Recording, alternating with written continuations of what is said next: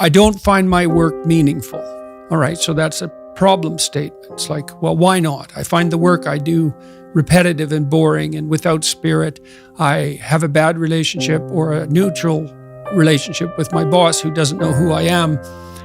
I have problems with coworkers. All of that needs to be differentiated, right, and analyzed in detail. So we might say, for example, let's say you believe that you're undervalued at work, and maybe you are.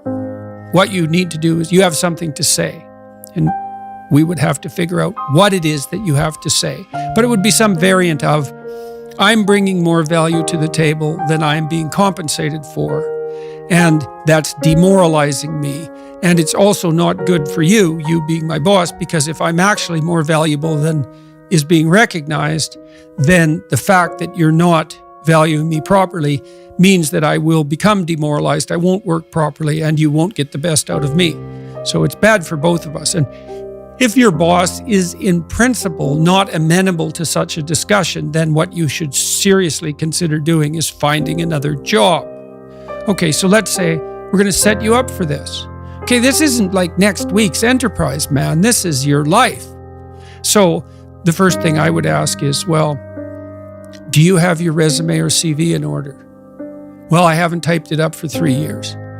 Well, what do you think about bringing it up? Well, I'm pretty nervous about that because there's some holes in it, and I didn't do so well in college, and I'm kind of embarrassed about my resume. It's like, okay, bring it in. Let's go through it. Let's at least update it. Let's look where the holes are. Let's look at where the inadequacies are as far as you're concerned, right? This isn't my judgment, it's your judgment. Let's walk through those judgments and see if they're warranted, because maybe you're just too guilty and ashamed and self-conscious and anxious, and you're looking at your resume more critically than someone else would. And maybe there's some holes that you need to rectify. You were 2 courses away from your BA and you dropped out or something like that. Well, maybe we need 6 months to address that. And at least, even if you can't be fully educated, you could be taking some courses online. And so when you went to a new job interview and they said, what about this hole? You'd say, well, I came to terms with that 6 months ago, and in an effort to rectify it, I'm taking the following courses, and here's my plan for completion. That's a really good answer. And anyone with any sense who's interviewing will accept that as an indication that although you're not perfect, and who is, that you have a good plan and that you've thought it through. Like, that's the kind of answer that in all likelihood will cement your candidacy for the position. Okay, so now you're going to go to your boss. Well, you have to have your CV and your resume in order, and you have to be able to stand on it solidly, and which at least means that you're prepared to address the inadequacies in a credible, realistic, believable, and truthful manner. All right, now what you do is apply for like 10 jobs.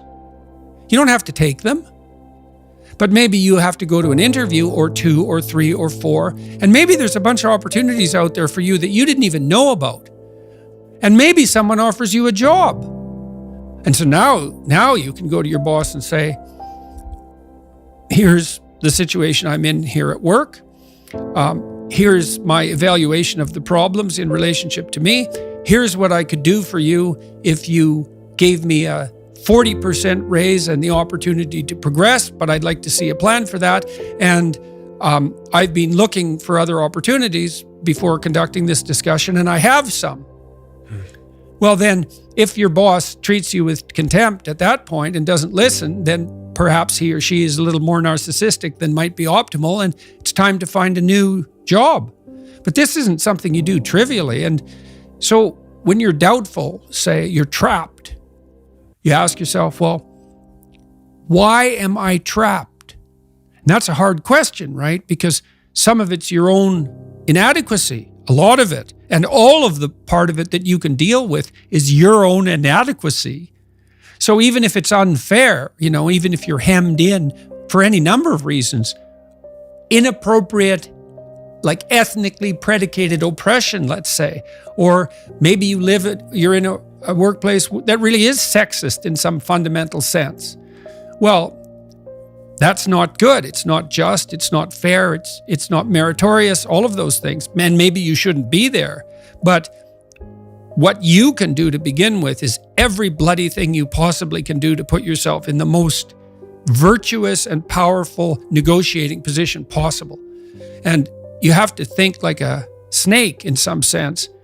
To do that, you got to get the details right. You have to be prepared to bite, and you have to have your eyes on the prize, so to speak. And people aren't taught this sort of thing ever, really. They're not taught how to negotiate. They're not taught how to goal set. They're not taught how to conceptualize appropriate success in some broad sense. In some sense, that's what the humanities are supposed to teach people.